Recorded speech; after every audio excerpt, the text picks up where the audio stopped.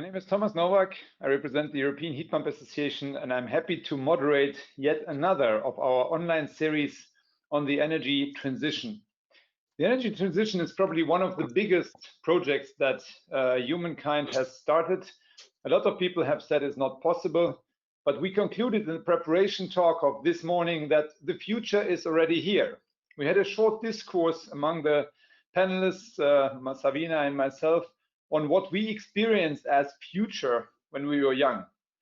And I realized that my future when I was young was video conferences, and people thought that was impossible. Anders shared with us that he experienced the move from punch cards to diskettes, if the audience still knows what that is. And today we do everything online. So we really have a change. And I thought that is a very good motto, because I'm quite sure if 30 years ago somebody would have told you you can heat your house from the outside air, you would have been very close to a psychiatric ward, because everybody knew at that time that for sure you need a nice good fire. And if you don't have that, and if you don't put it into a nice metal casing of 4 millimeters metal sheets, you probably wouldn't achieve anything coming when it comes to heating, not a house, let alone a district heating. So we're talking today about district solutions. They are not necessarily very big, as we will hear from Helen, but they can be very big, as we will hear from Anders. And so let me introduce my two speakers today. We have Anders Dyrelund. He's the chief consultant, chief advisor of Ramboll. He has 40 years of experience and probably one of the most knowledgeable people when it comes to energy system planning and integration of both CHP, but increasingly often heat pumps. And he will talk to us about exactly that. So what can we do when it comes to large heat pump integration in district heating? And then we have Helen Carlstrom, who is working with E.ON and who is now responsible, or one of the responsible people, for the E.ON ectogrid, a solution that is also providing renewable energy and is using waste heat to energy grids, energy districts. And I think this is actually quite an important advancement that we are seeing here, that maybe it's not entirely accurate anymore to talk about district heating. Maybe we talk about the energy supply of districts, energy grids, or energy districts. And why is that so important?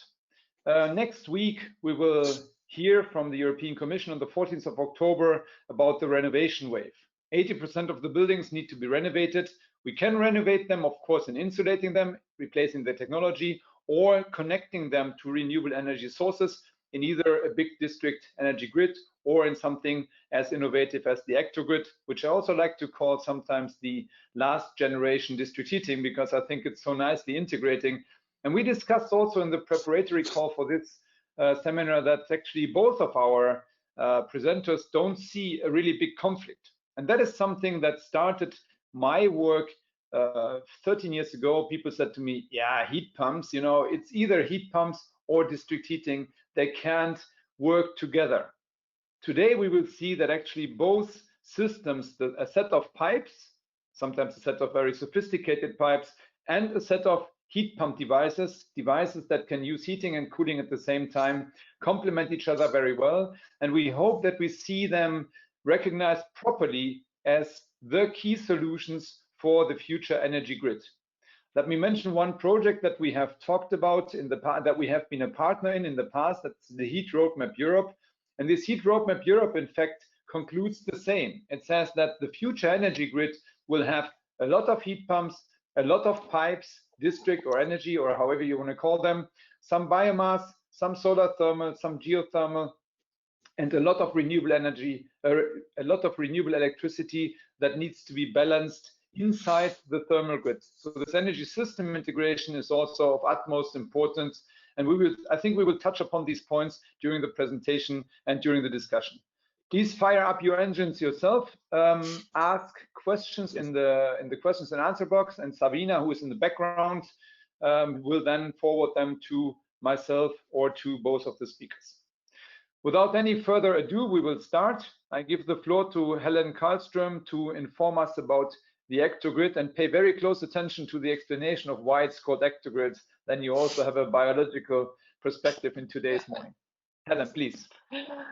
Thanks for the introduction. Now I will show my screen. Fingers crossed. This modern, online, you wouldn't expect as a child. Sometimes, even now, it doesn't work 100%. Okay, so I will talk about the ectogrid, and we have named it here, Shared Energy for a Sustainable City, and I will get back to why we call it ectogrid. But first of all, why we do work with this a whole lot is that we do see that urbanization is really strong, and most people, actually 70% of everyone, will be living in cities by 2030. So this is where the energy consumption is taking place. As you know, in Europe, many buildings, most of the buildings actually, are heated with natural gas.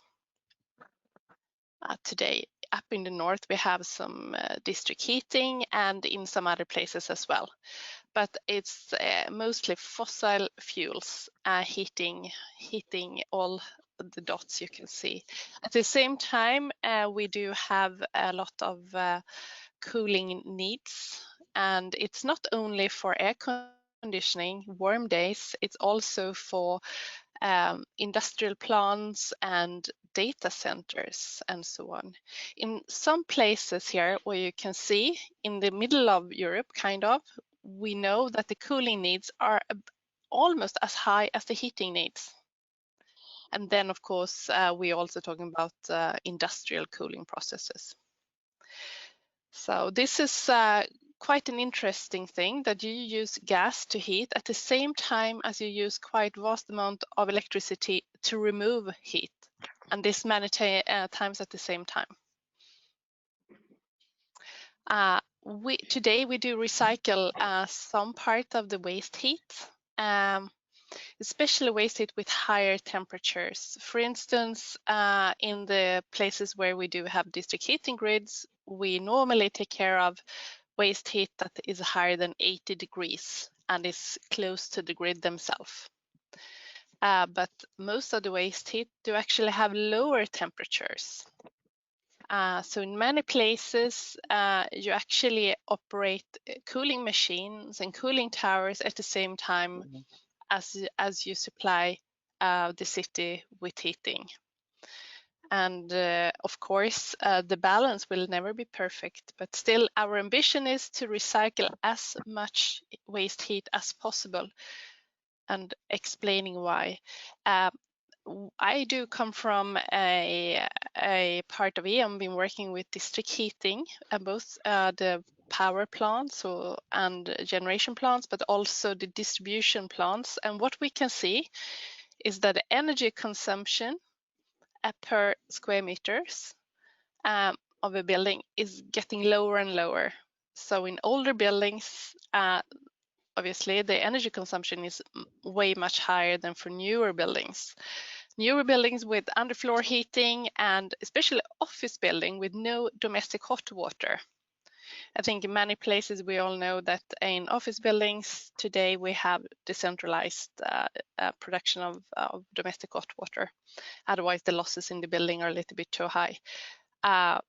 This puts some additional pressure on the district heating companies, to be honest, and also not only from a financial point of view, but very much from a efficiency point of view. And we need to be careful about actually the overall losses in such a system. At the same time, what we do have is that we have radiator temperatures, so the supply temperatures in the building, many times they're actually made for having combustion in the building itself, either from gas, but also in other places from pellets and other combustion sources. But in a district heating grid, a large scale, you always pretty much have to distribute the temperature for the customer with the highest temperature need. So in in the new build areas, you actually do supply a temperature that no one is asking for, to be honest. And because the radiator temperature, the surface are much bigger, and the underfloor heating and distribution system within the building will not require even near that temperature you have in your district heating grid. Normally in most countries, we do need to have higher than 55 degrees due to Legionella, but that's all. And then coming back to what we have developed then is what we named ectogrid. And ectogrid is the name is due to ectothermal animals, like frogs and lizards and so on. The temperature varies with regards to the surrounding. This is what we are doing with this grid in order to reduce the losses. Or not reduce the losses actually, but rather control the losses. Sometimes we do want to have losses in this grid. So this is built on a series of developments. For instance, what we have been doing for a number of years, exporting a Nordic district heating knowledge to new countries, you could say. And what we do see, putting steel pipes in the ground is not that straightforward if you have not been doing it for a long time. It's hard to find entrepreneurs, and foremost, it's really expensive to find that kind of skills. It takes a long time to build district heating pipes. You need to have the ground open for quite some time, and you need special welders, and you also need to have safety and security in mind. But what you have everywhere around the world is a really good craftsman building water piping system. So what our ambition was to build actually thermal grid with piping that is being used elsewhere. And it's easy to find entrepreneurs and so on working on this. And it's more straightforward. So this pipe work is normally constituted of ordinary plastic piping systems.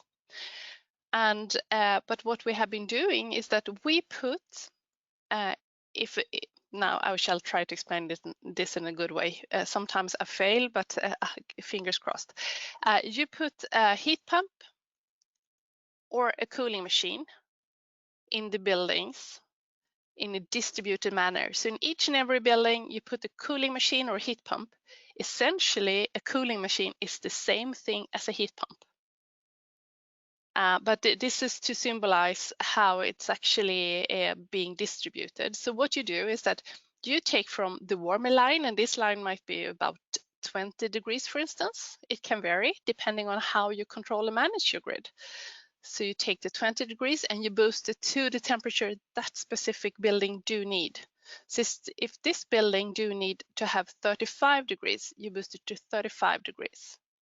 If you need to go on a domestic hot water mode, this is really built in the machine, and you will go into domestic hot water mode for some time. But in general, if this needs 35 degrees, you boost it to 35 degrees, and efficiency is great then.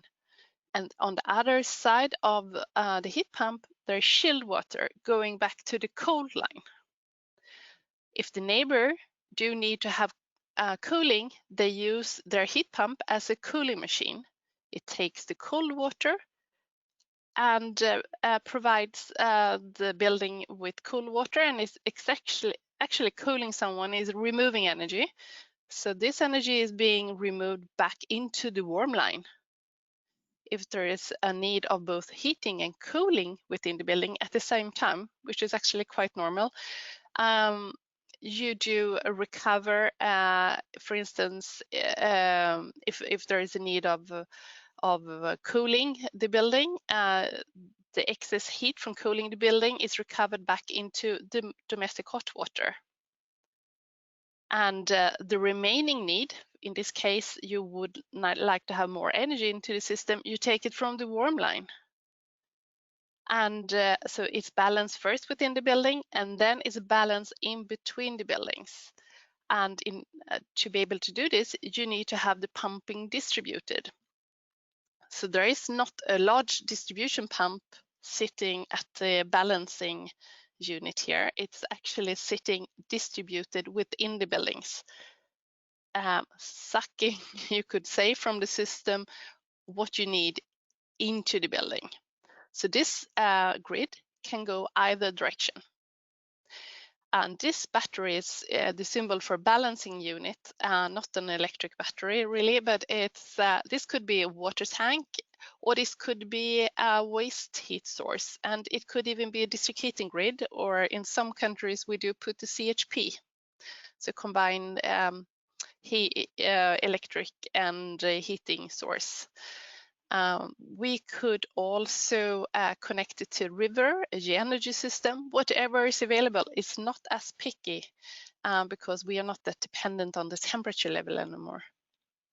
And sometimes we do need to expel heat from the system, and then we normally do it in this location as well. So if there is too much energy into the system and we do need to exhale it, we do it at the energy center.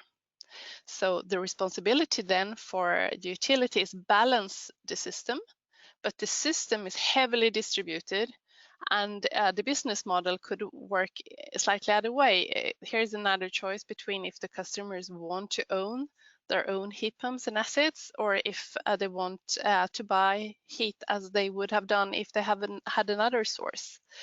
But overall, as much energy is recycled within the city as possible. There is not a tremendous advantage of building those grids to be very large. They can actually be built out stepwise. And also, one advantage is that we can use the ground as an energy storage in one way or the other. So if there is a lot of heat on or electricity on the market, for instance, if it's a sunny and windy day, we try to save as much electricity in thermal needs as possible. One great advantage of this system as well is, of course, that we do only need to put 2 pipes in the ground instead of 4. And also, we do not need to be too concerned about what temperature we are sending out in this grid. We will adjust it, but still the overall efficiency will be higher than if you had a centralized system, since the heat pump can work in another manner. To make this work, the system, or maybe not to make it work, but to keep control and track of the system, we do have a solution that we connect each and every heat pump to an energy management system, where we do keep track of for instance, the energy situation, the spot market price, the weather forecasts, the predicted consumptions, and all that together we use to operate this grid as efficient as possible. And I would claim this would not be possible even 5-10 years ago, but now it is due to the development of IoT solution. And in this case, we have been building this software on Microsoft Azure, which I think is a well-known solution. So it's quite cost efficient to connect each and every asset. Sometimes we do ask the system as well, or the buildings, can we borrow some time for you? We then, in order to do peak shaving, and we let the temperature in the building drift a bit, for instance, 0.5 degrees, and that helps us to move the peaks in time. One example that we have been using is a demo site, and it's, I have to say, an excellent demo site, because it's such a mixed area. It's a Medicon village in Lund, Sweden, and here it's the first ectogrid. Now we have more, but this is a very nice site, because it's a location for innovation and so on, and there are and we do a lot of tests on this site.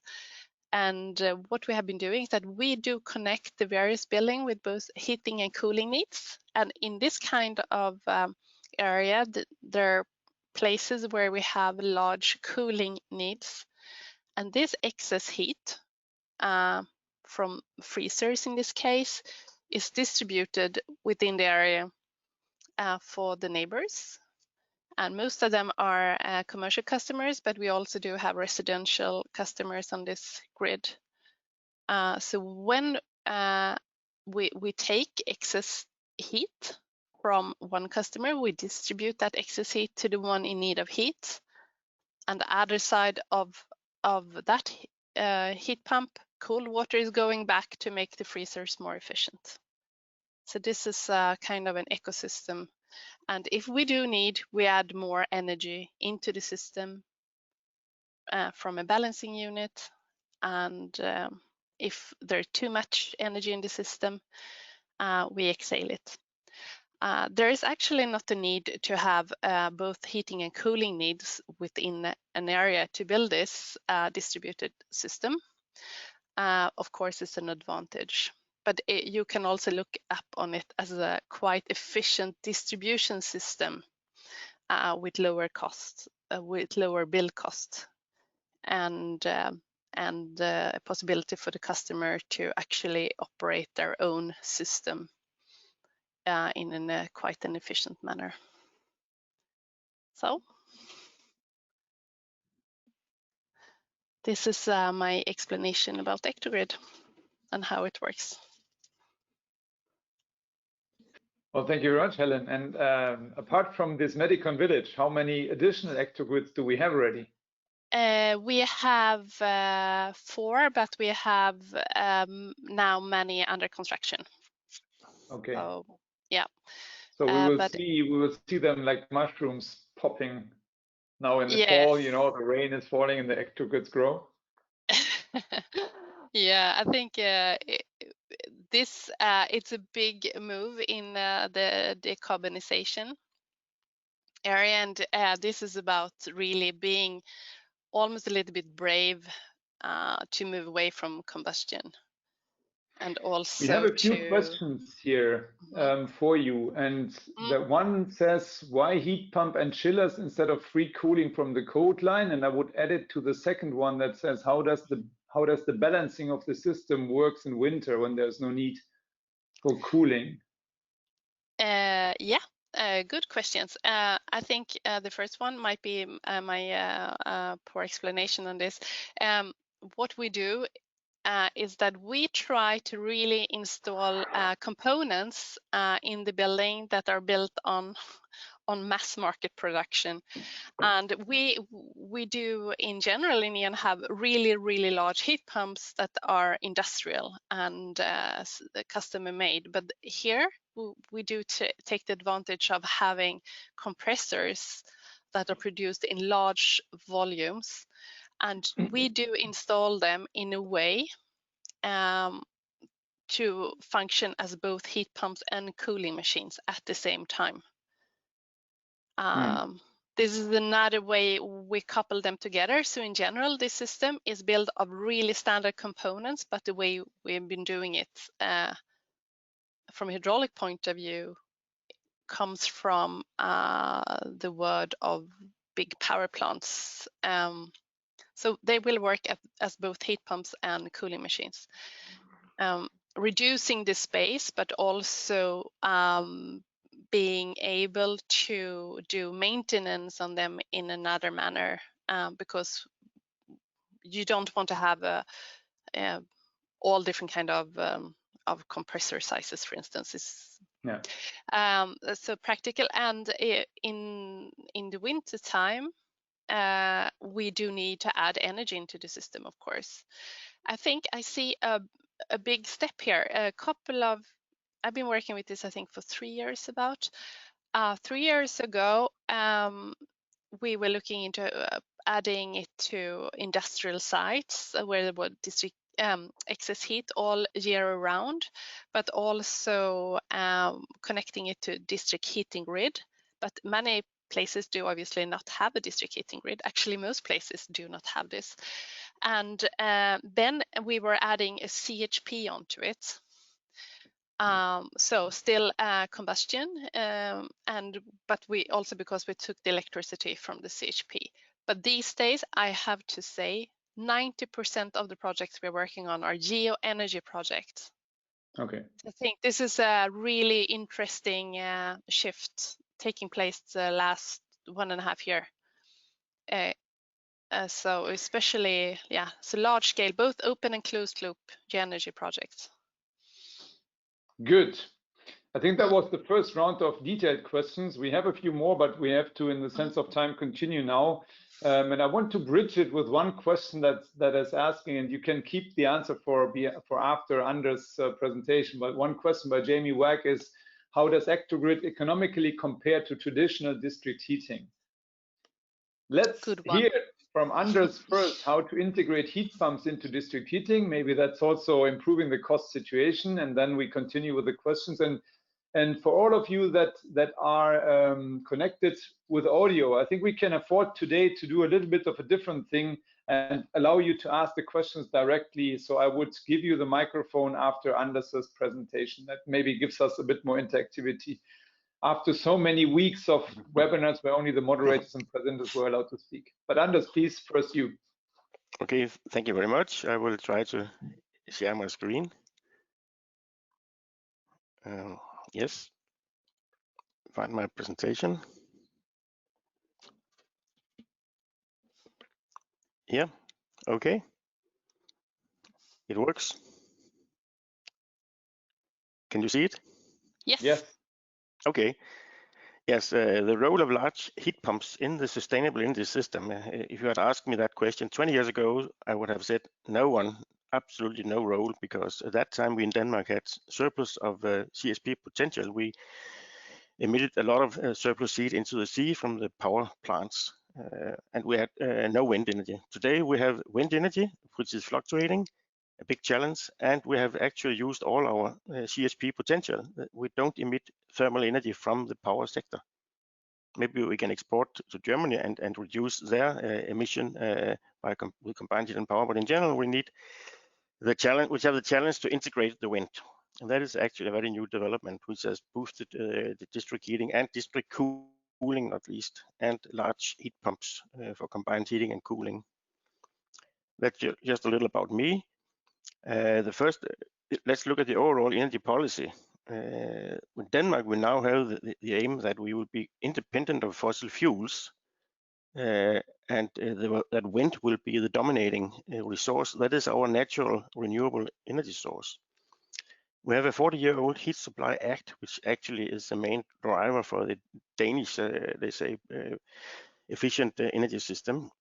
Because it builds on cost effectiveness. It goes for cost effective low carbon solutions, where in our assessment we include cost of CO2 in our estimates. Thereby our objective is not that some building or district or city shall be CO2 neutral, but that Denmark shall reach the overall objective in the most cost effective way, saving CO2 in the smartest way. We have also a district cooling act with the aim to promote combined heating and cooling. Looking at the EU, we all know the 2 directives for efficiency and renewables, which sets an obligation for cities to plan where to have district heating and cooling and maybe where to have the ectogrid. That's really a challenge for cities to plan. The new motto is to plan or not to plan, that's the question. Cities which can plan, their infrastructure will be sustainable cities. Cities which cannot and will not take action will be left behind. And the building directive is also important because it goes for cost-effective solutions, taking into account that you actually can use district heating and cooling, including also ectogrid, to transfer renewable energy and sources of efficient generation to the buildings. So we don't need to have installations in the buildings unless it's cost-effective. But let's look at the energy system.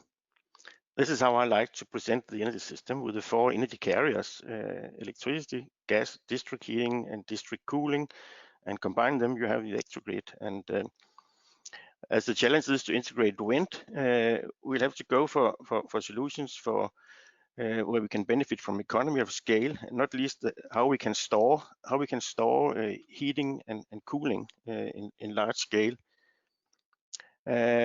But what do we have? That depends on the climate and the building density. The more density you have, the more favor it is for district heating and district cooling. The less density, of course, then it's not. Then you have individual heat pumps to electricity. In cold climates, district heating to all buildings in a town or city. In mild climates, like in Denmark, district heating to almost all, depending on the density, and district heating only in clusters, business areas, and campuses. In warm climates, like in Spain, I would say district heating and cooling to all buildings. In hot climates, like in the Middle East, district cooling to all buildings, actually like an ectogrid, a network which can cool all buildings. And district heating will only be in clusters where you have a domestic hot water demand, many apartments and so. And not least the buildings. We need efficient buildings in all climate zones. And what is an efficient buildings? So far, people have only talked about climate with the building envelope, but I would have always said that it's even as important that you have low temperature heating and high temperature cooling. That is what makes a building efficient, but that is completely ignored in the EU directives and in many building codes. Not in Sweden and Denmark. We have building codes requiring temperatures. But that's really where we have to go, and that is this here is a bridge between my presentation and Helen's presentation, I would say. What is the situation in Denmark? Thanks to the Heat Supply Act, we have actually district heating to almost 65% of all consumers. The green areas you see here, and we have gas and heat pumps to the rest. District cooling only in new business areas, and for new buildings we have about 75% district heating, and the rest is heat pumps and gas boilers. But from now on, I would say no gas boilers in new buildings, only district heating and heat pumps. So let's go to the next and look at three cases. First, my favorite system, the Greater Copenhagen system, which is a remarkable system where you have integrated all buildings here in this area. It's about 70 million square meters, 1 million people are supplied from this grid here, and the heat is generated in an optimal way hour by hour, and the planning is based on cost effectiveness, both the production and the transmission up here and the distribution. In 1970, we had almost only oil boilers here, very little district heating, and most of it was steam. And in 2010, we got much more district heating. We lowered the temperatures, but we used waste, coal, and gas CHP. In 2020, the steam system is closed next year. We have only hot water district heating. We go from coal to biomass, no more coal. And we have started a market for district cooling and large heat pumps. I will come back to this case here, Tornby district cooling case, later. This is just our own Ramboll prognosis for how we foresee that we will have an increasingly penetration of heat pumps in 20 years, maybe 400 megawatt heat pumps and 800 megawatt electric boilers, and much more thermal storage capacity. This is our prognosis, our estimate. It might be bigger. There's no real competition between electric boilers and heat pumps, because electric boilers, they only use low cost electricity. They prevent curtailment of wind, because it's a shame to stop a wind turbine. Why not put it into an electric boiler, which is cheap and can help to balance the power grid, actually balance the power grid with electric boilers. Whereas a heat pump, the big heat pumps in district heating, they can use a lot of electricity, and when the wind is not blowing and prices increase and they really need electricity in Norway, they use all the hydropower, then the big heat pumps will stop as long as needed, as long as the prices are large and as long as there's capacity problems in the power grid. That is a smart electricity consumer. Smart electricity consumers in smart grids, where we need only smart grid tariffs, which can encourage district heating companies and everybody to establish heat pumps which can be interrupted at any time when needed. Here you can see how the system of Copenhagen works today. This is electricity prices, the red curve, during a year and a short period of time here.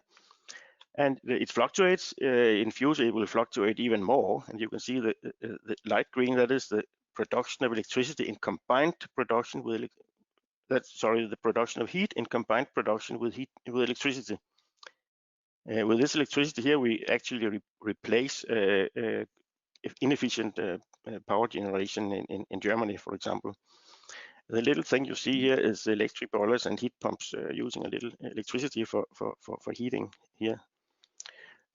Our prognosis based on simulations with Energy Pro system is that in 20 years time, we will have less generation of electricity in combined production, and therefore less production of heat from CHP plants, but much more use of electricity here for generation of heat. Here you can see when prices go down, we actually here bypass the steam turbines or stop the CHP plants, so we don't generate heat with CHP when prices are low. On the other hand, we start electric boilers here. When prices are large here, we stop the heat pumps also.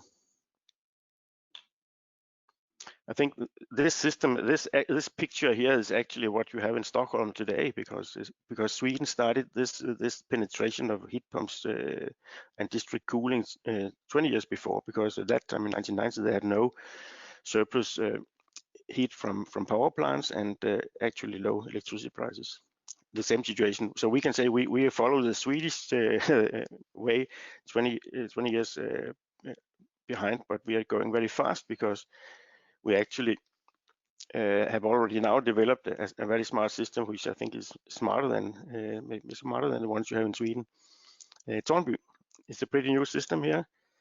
A new urban development area here where we had a metro station up to the left, north of the airport, gives basis for a new urban development where, of course, we have district heating to all buildings. It's very cost effective. We have a wastewater treatment plant here.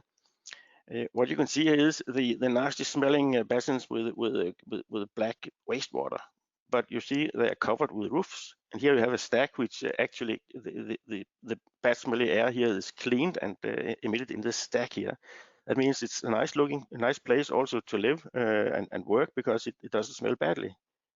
In here, nobody will notice. You have here a very important environmental infrastructure, which every city has. You have the aquarium Blue Planet here, and here we have new urban development. The Fairing new headquarter is being built here. It's the biggest consumer, the most important for this project. You have a scan port here. Up to the left, you have an existing building here. And what you see here was an animated picture of how we could put in the energy plant at the land of near to the wastewater treatment plant. It was necessary in order to prove that it would not be harmful for the environment to have this plant. We would have liked to have a larger chilled water tank here, but there was limits, no larger than this one. Here you can see some more technical figures about that. You can see when it's fully developed, it will be all buildings here. Also, this existing building here, which actually they've also now made a contract with this building here, and they will build hotel and office buildings here in this area. So in a very few years, maybe 3 years, we will have 99% connection of all buildings here. Maybe not the Blue Planet before they have to replace the seawater cooling, but they will come for sure. You can see the capacities here. Ground source cooling is not established today, but is in the long term necessary. The heat pump with 4.5 megawatt cooling and 6.5 megawatt heat. What is of interest here, which is really what makes this system smart here, is that you not only generate heating and cooling in combination, and with ground source cooling, you could move in the future, you can move the heat production from summer to winter, but you also extract heat from the wastewater. When the surplus capacity of the heat pump, you take heat from the wastewater and lift it up to 75 degrees, cup factor of 3.5. So in total, the heat pump generates 45,000 megawatt hours. And the fact that you combine electricity with a chilled water tank, heating and cooling with a combined production, and wastewater, And also even that you put can put the plant here at the side of the wastewater plant really makes this system very smart and cost effective. We have said that this is probably the smartest district energy system in the world, and I haven't been presented any smarter system yet. But we'll see. This could be even smarter if we, instead of the wastewater, had a data center, for example. That would have, and if there could be space for this installation at the data center, then that would have been even better. But also, it's important for the city to say a sustainable city takes care of, so to say, its own shit. I mean, such a wastewater treatment plant is an asset for a city. It's a shame to send the wastewater far away where you can't use it. This about the investments. We have estimated that the investments in traditional industrial chiller machines, including installations on rooftops, would have been 97 million Danish kroner. The investment in this district cooling project is only 81 million, according to the budget, divided on the plant, the storage tank, 4 to 5 million, the network, and the connection to the existing district heating system. That includes also a transformer to go directly to the 10 kilovolt high voltage network, which is cost effective for the utility. And we have calculated the benefit for the society of Denmark and for utility and consumers, very big benefit. And in the fully developed system, during a 20-year period, the net present value is the same size as the investment. In other words, it's paid back twice in 20 years. And it also has improved, will improve the environment and be better to integrate the wind energy. So to summarize, we can say that, well, this solution really focus on what is good for the environment and resilience, as we look for the total cost, including cost of environment. And it's important for this system here is that the municipality has committed itself to do what is best, to plan what is best for the citizens, and found out in this case here, it's a very good idea with district heating and district cooling and taking action. They have not been waiting for anybody to come and help them. They have actually been, let's say, a facilitator for cooperation between the consumers, because also without the consumers, this would not have been a success. And there's focus on integration in the building sector. And as I said, the symbiosis between heat pump and combined district heating and cooling and wastewater is a key to cost effectiveness and also bankability. Mean that you could go to the banks and say, here we have consumers, they can pay connection fee because they save investments, but still they pay a considerable connection fee, and then it is co-financed, and the bank will can easily finance the rest. Here we see the plant. The idea is that the small plants here will grow up and it will be green. The building will be very green with plants in a few years. Here we see from the inside the heat pumps from Sabro in Aarhus or Johnson Controls. Interesting from a hydraulic point of view that we have 5 water loops, pumps pumping water in 5 circuits from the tank to consumers, from the heat pumps to the tank, so we can optimize with electricity production, from the heat pumps to the district heating, so we can use the heat also, and from the wastewater outlet to the heat pumps. And finally, in the final stage, also from groundwater to the heat pumps. Here you see an excellent cooperation between the district heating cooling company here, the public utility, and the building owner. This is the fairing. They are constructing this building and they need to have the pipes in over here, and there's limited space, and they said, couldn't you hurry on to do this fast and easy? Yes, of course we can. We can put twin pipes, 2 pipes for cooling, big pipes for cooling, 2 small pipes for heating in 1 trench, and we borrow the crane of the building contractor. The crane lifts down the pipes. It was a fantastic picture showing the symbiosis between a building owner and utility.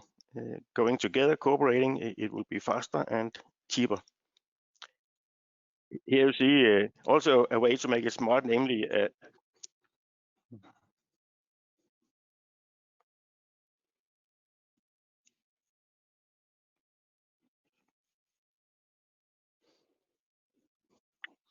What are we seeing, Anders? What is the smartness about that?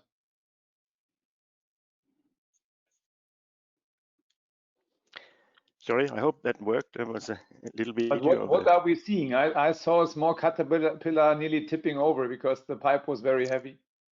Yeah, what we see is that underneath the big road, we make a no-dig pressing, let's say, construction, so that we pull down the pipes underneath the road in a trench about 150 meters.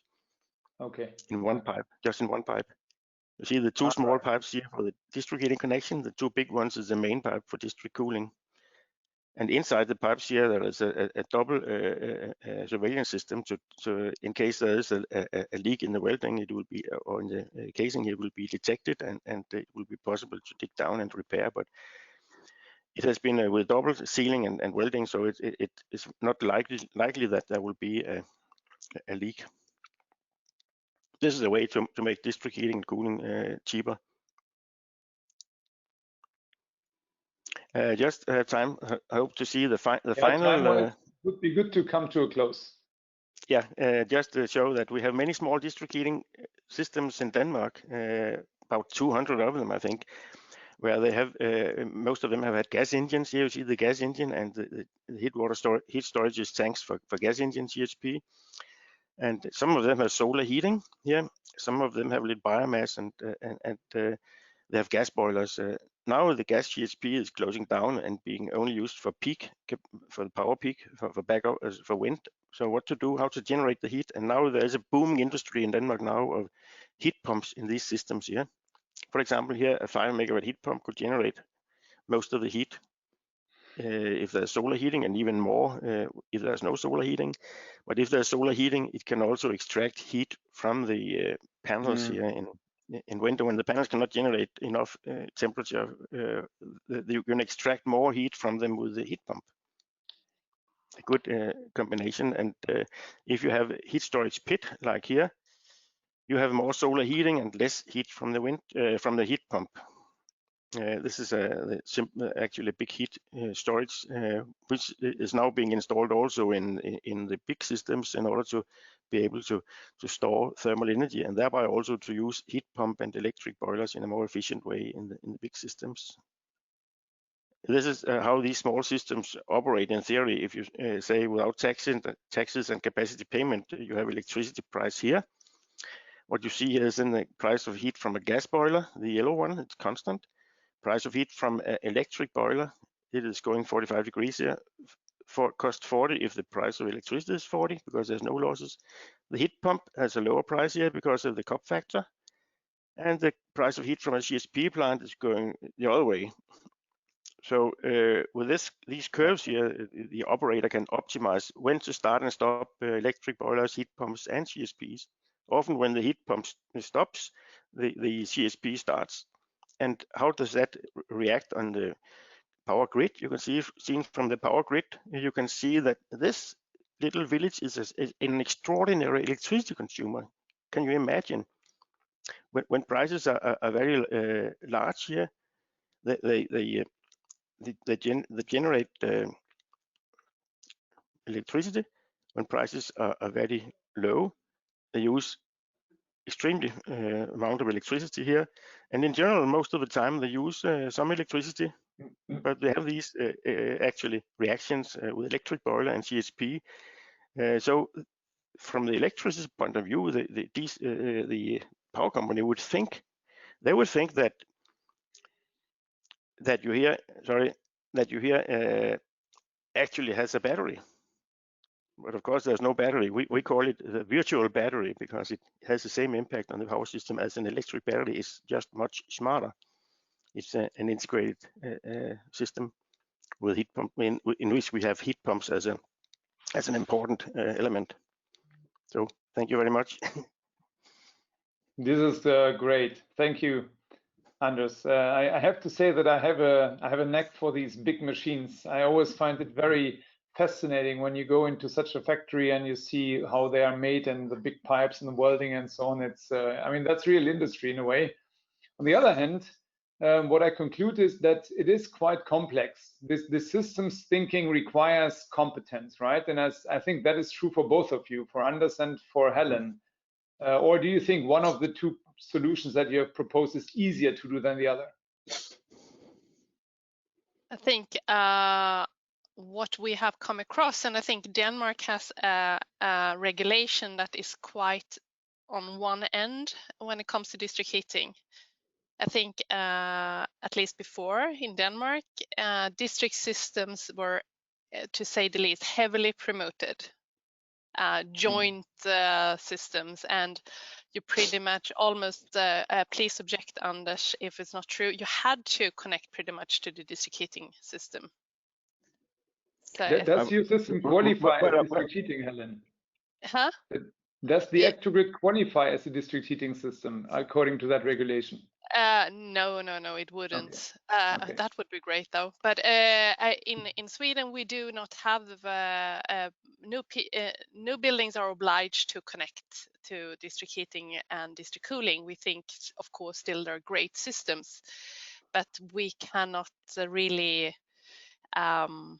I think those great systems are really good, but of course the financials are very different depending on the regulation you have in the country. Let's put it that way. In some countries, this would not be possible because the municipality cannot force the end customer to join in. To be frank. You need to have the customers connected. What about the planning, Helen? Is the planning simpler, you think? Because I understand from Anders, and I will let you answer immediately in a second. I understand from Anders that you need really good competence to do these traditional district heating grids. And do you think that?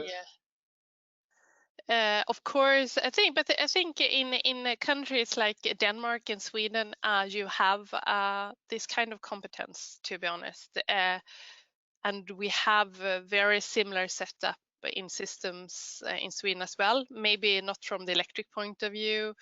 That advanced is we have a lot of hydro. We have tests going on, but it's more of a grid capacity question then, not a actually energy spot tariff thing. But I do believe regulation is really important in this, and how your district heating and district cooling market is regulated to make this work, the large scale ones.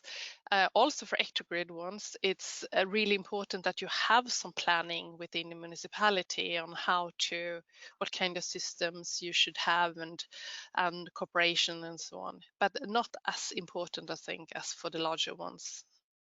Okay, let's turn to Anders. You have said so many things about how smart that system is. Is it planning itself automatically in the future? Yeah, well, I would say that district heating is not promoted in Denmark unless it is really the best solution for the society of Denmark. We have since '79 actually only invested in district heating pipes when you could prove in a cost-benefit analysis that it was the most cost-effective and sustainable solution for the whole society of Denmark. And the cities have had the obligation to do this planning, which is now also a requirement from the European community. So Denmark has been 30 years ahead of the European community as regard planning. For future sustainable cities, you can say it's a matter of planning, to plan or not to plan. If you're able to plan your city, you will have no problems with flooding, for example. You have no problems with bad smell and bad environment. You will have planned your water, your sewer system, your actual urban development, and your energy. And district heating and cooling is a natural part of the urban infrastructure in any modern sustainable city, that's for sure. I see ectogrid as an interesting thing you could do in a campus, I would say. Start with the campuses, because we have worked for also pharmaceutic campuses where we have huge amounts of different refrigerators at many temperatures. But in general, we have a stable temperature for example, 8 degrees supply for cooling from almost all of it. And then you have a certain process which can use 15 degrees, then use the return from the other.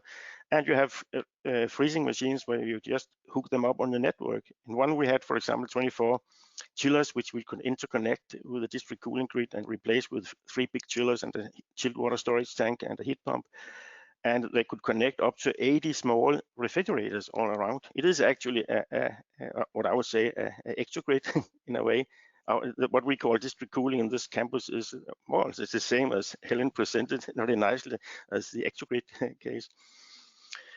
But we say, but in a modern society, you force people to do something. I'm forced to put plastic into one bag, and then they try to recycle it, and they can't recycle most of it, and they send it to Asia, and where they dump it in the rivers and whatever.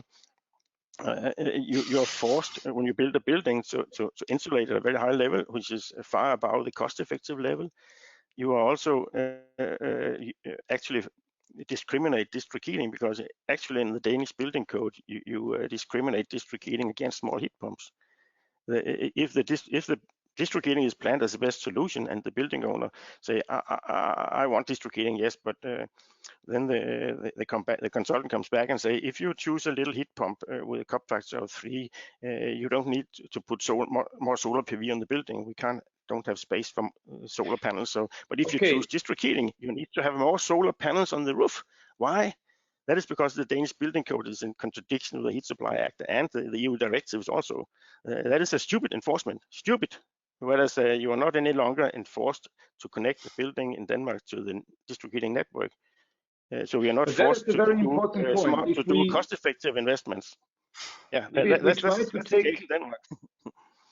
If we try to take a systems perspective and we want to reduce energy demand altogether, wouldn't we want a grid, a loop through the city that everybody can attach him or herself to in every building, and you could integrate both solutions in a way that you allow for the individual building to use the grid as energy source and energy sink, and then if you have big providers of waste heat or big users of waste cooling, whatever you need, then you integrate both ideas.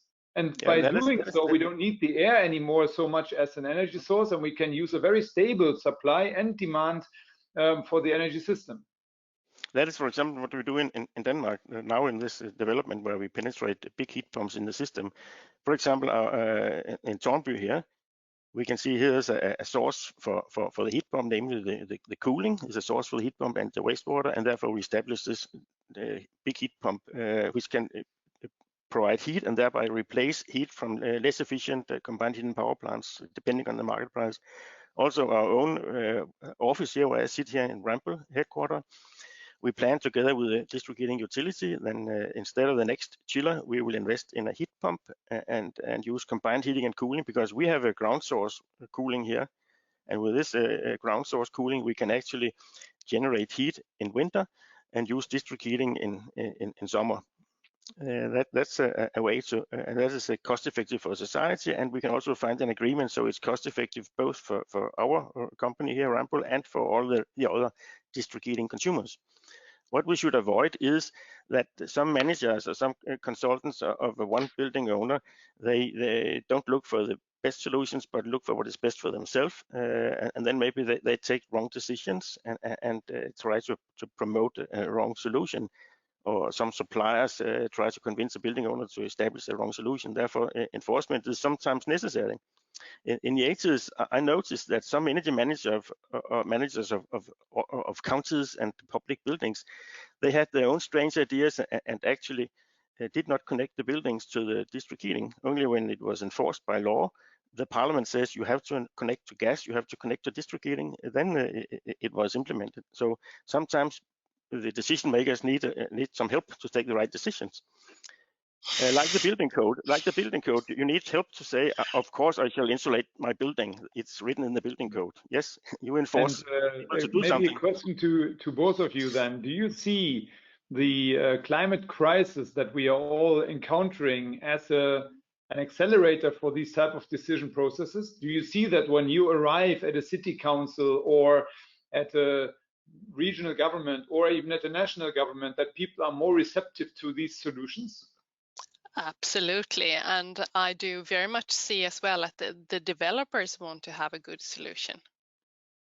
It's really they see this is the future. They cannot I don't think, or maybe I meet those kind of developers, but no one wants to. They want to. All of them want to have as low carbon as possible. Of course, in a cost-efficient way.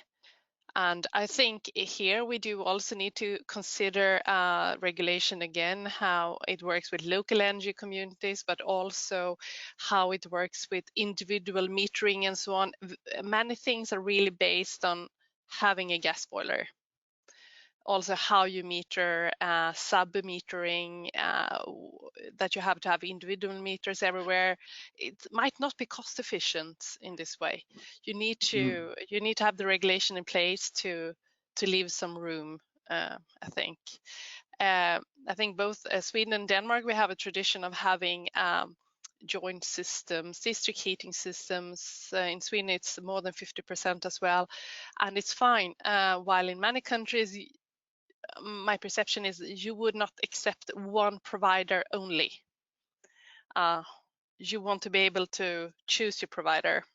I think this is important to think of how you choose that provider, because from electricity you can actually choose your provider if you have that kind of solution that you actually pay your electricity bill yourself. So we need an open energy grid.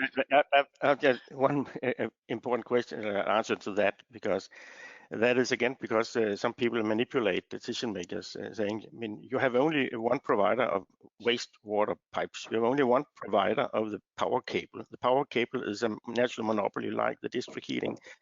Then you say you have a market price for electricity, but it's complete nonsense, because actually for ordinary consumers, because you can choose between different suppliers which sell the same kilowatt hour electricity. The only difference is a little bit change in the price, which is actually manipulated, so you cannot really understand what the price is. And then there are commercials, so you pay for shit, so to say.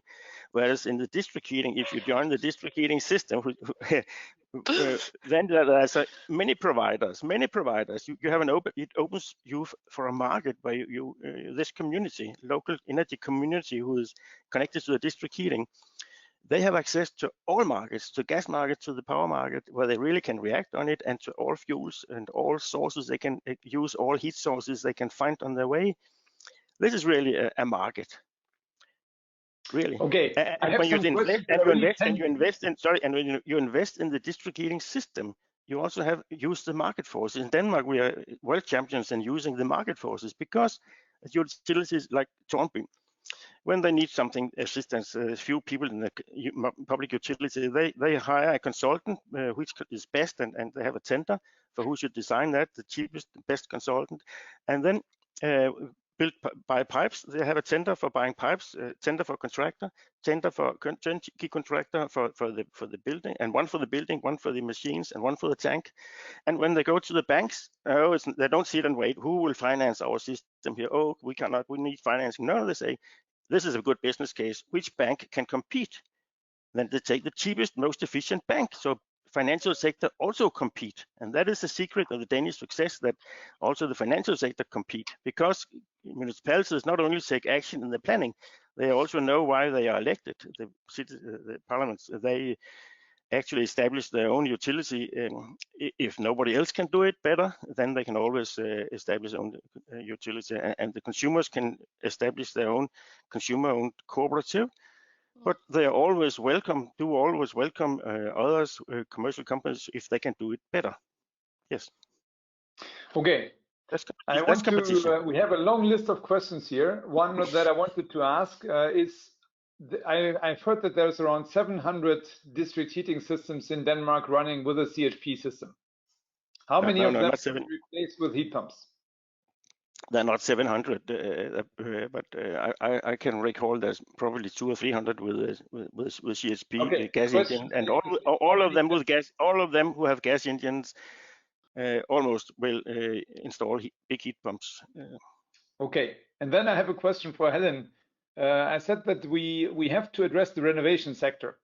So what you're proposing is a set of different small and big heat pumps. How fit is that system for renovating existing buildings? I think what we always need to consider is to have low supply temperature for heating and high for cooling. Yeah, and exactly. this is when you do retrofit a new building. If you do this, you have really you do a good choice. Would both of you say that renovating the building first is a good idea, right? Yeah, not necessarily. And also, I have to add, if you add this kind of system, you do not need to do everything at the same time. So for instance, if you have a gas boiler, like in many countries do have, you can take a bigger share with the heat pump, but you can still leave in your gas boiler for the peak. So if you have about 50% of the peak load with the gas boiler and 50 with the heat pump will take about 80% of the energy in most countries. So it's actually, you don't need to do the whole thing. And there is a hang up in some countries, I would claim, that you always need to have like 80 degrees. It's not the case. You don't need to replace all radiators. You hardly ever run 80 degrees in reality. So I think renovation is good, but this is a good start. You don't need to do it all at the same time. You can exchange your gas boiler to an electric boiler at a later stage. Peak boiler. I fully agree. I could also add that when you renovate a building, then take a look at the cost effectiveness, and for example, replace old worn-out windows, maybe, but only insulate the roof if you replace the roof when you need new roof.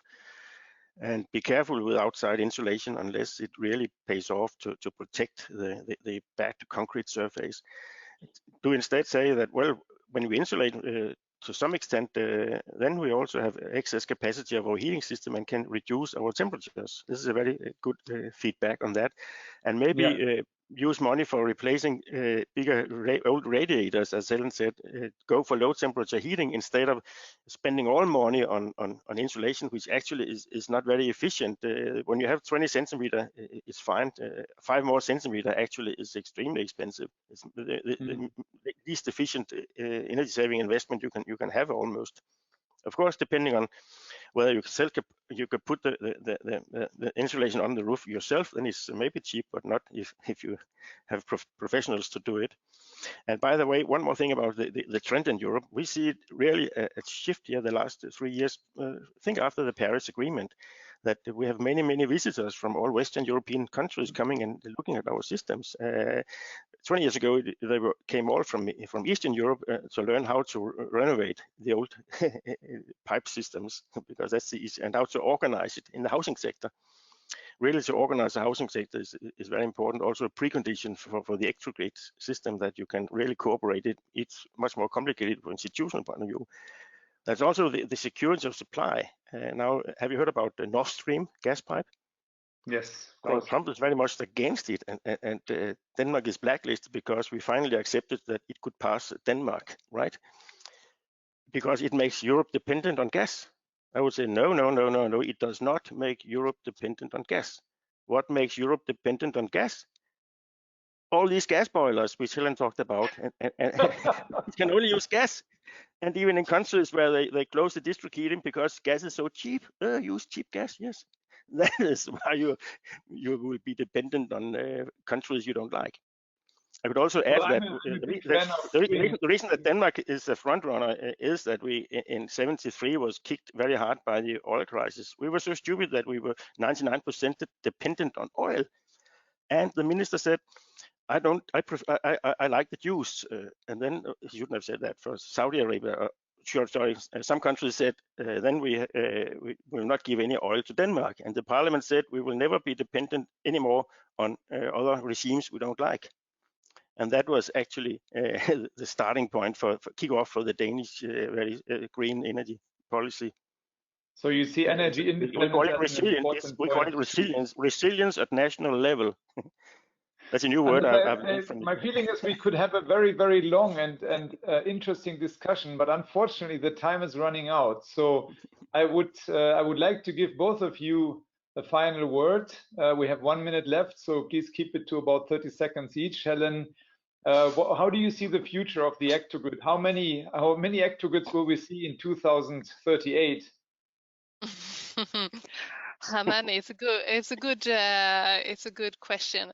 I think ectogrids will mainly grow where you do see you have a good source of energy that is low, have a low temperature. Like your energy systems, we know ectogrid is the best fit. If you also have waste heat sources like data centers, but also if you have a problem building district heating, that is a more complex. I was a little bit laughing when Anders was showing how nicely they put in the district heating pipes. I've been managing this project myself, but this is super easy. The ectogrid pipes is nothing like this. It's really straightforward, and I know this has a good fit in the future for many places that are not used to district heating. Okay, so Anders, should we put the ectogrids at the end of the district heating, where the temperature is only 20 degrees, and then you can make use of that and extend the district heating, and both will happily live ever after? Well, I would say if we can find a nice campus where they could establish the ectogrid, that would be a very nice district heating consumer, because we will connect it with a 3-pipe connection. Namely that we take the return temperature from the bad consumers into the to supply the ectogrid with heat, and then very low return temperature back to the big heat storage tank and big heat pump. So that's actually a good combination. And see that in some warm countries, I would say that there would be district cooling to all buildings, and I can't hardly see the difference between my understanding of district cooling and the ectogrid. It is more or less the same. We have also in Denmark a very interesting competition between the pipe technologies. It's like the religion. Should you be Lutheran or Protestant? I mean, some people say plastic pipes are the best for district cooling, and some people says steel pipes, pre-insulated pipes, or you can have leak detection are the best. What is best? Well, let's see in future, and it also depends on the building density. I could say that in Frederiksberg they have the plastic pipe solutions, and in Aalborg, Aarhus University, we have designed a plastic loop system for district cooling, which is in a way an ectogrid. Also, we don't call it ectogrid, but I can't see the difference. We have also many small. I will explain the difference for you, Anders, because I know it's not. Okay. The time is up. The time is up. I think you were very entertaining also to the audience. I see some great comments here. I unfortunately have to apologize. We didn't have time to answer all the questions. So please, to the audience, if you have an urgent question, write to Anders and Helen. But I'm very happy that the concluding remarks could be, as you said, Anders, there is in many instances not so many differences. I'm sure there are in the detail as always, but the two systems work very nicely together. They are both, and that is my happiness then, built on heat pumps, small and big. So we go from kilowatts to megawatts, and we can supply the world with renewable energy in a very, very low footprint approach with close energy cycles, and that's what we need for a decarbonized future. Thank you very much. Absolutely. And I hope to see you again in the future when we can introduce the 100th heat pump in district heating in Denmark and the 100th ectogrid. Maybe we have a party together. Yeah. Thank you. And have a good morning. Thank you. Bye. Bye-bye. Bye-bye. Bye.